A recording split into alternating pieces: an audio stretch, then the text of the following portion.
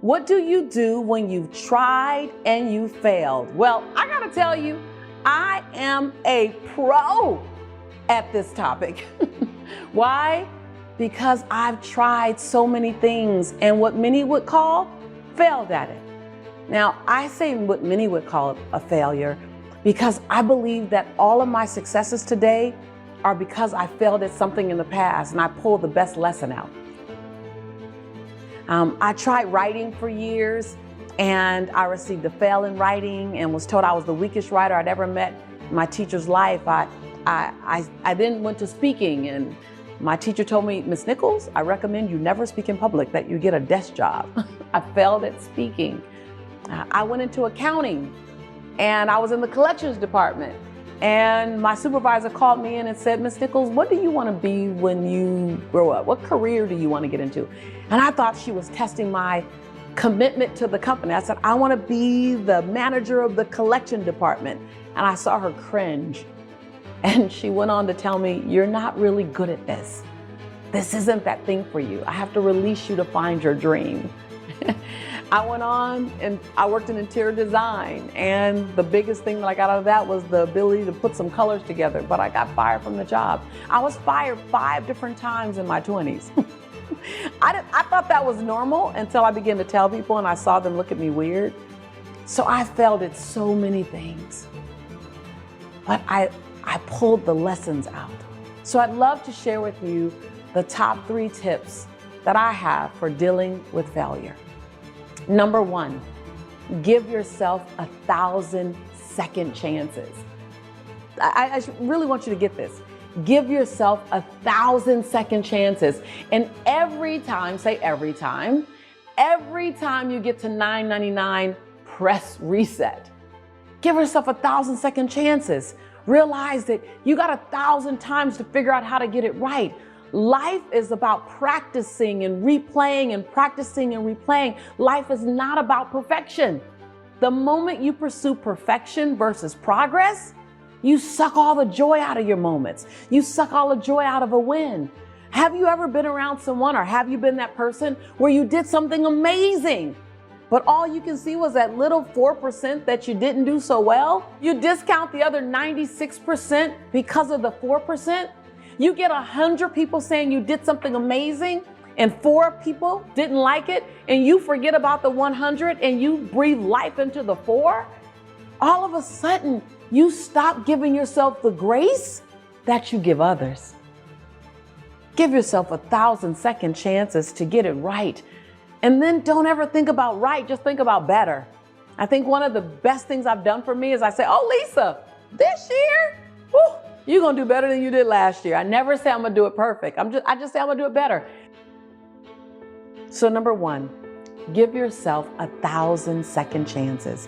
And every time you get to 999, do what? Put your finger in the air, point it to the side, boop, reset. You have 1,000 more. Number 2, don't keep score. See, keeping score is collecting evidence on why something won't work. Collecting evidence of why someone's going to fail you. Collecting evidence of why something isn't good. So don't keep score while keeping track. Now, keeping track is taking note of the directions that served you and taking note of the directions that didn't serve you so much. So keep track, not score. Score is showing up and looking for evidence of why something won't work.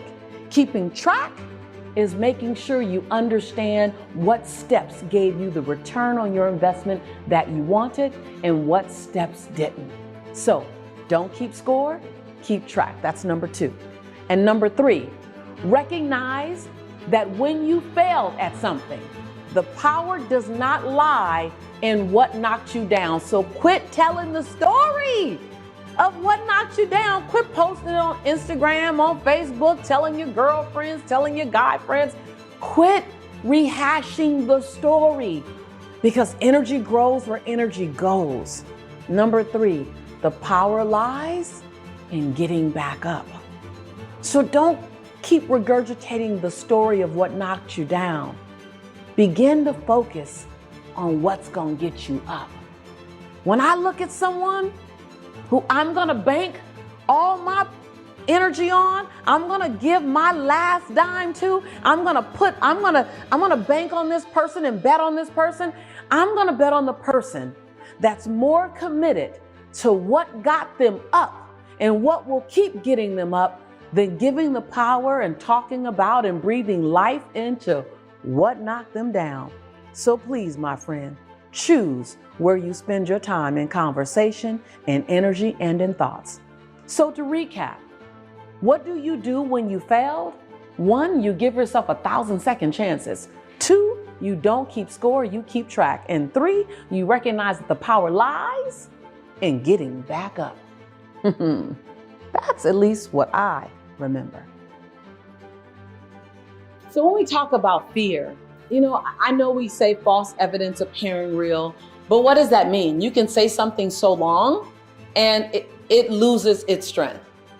Fear is projecting what you believe to be the outcome in front of you and then feeling the energy right now. And so with that, I like to invite you to project the possibility that it can come true. It may take longer, it may cost more, it may, require that you let go of some people, but that it can come true. As well as looking forward to realistic things as well.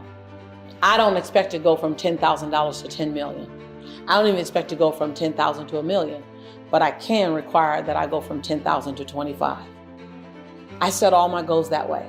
I still have the sight of a million or 10 or whatever that is, touching those many people. But I give myself incremental bites so that I can get it done.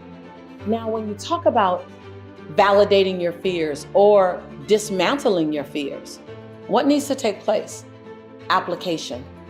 What needs to take place in order for you to stay in action? Look at what strategy needs to take place. Here's what I love. I love that there's a projection and then there's an actual. There's always that.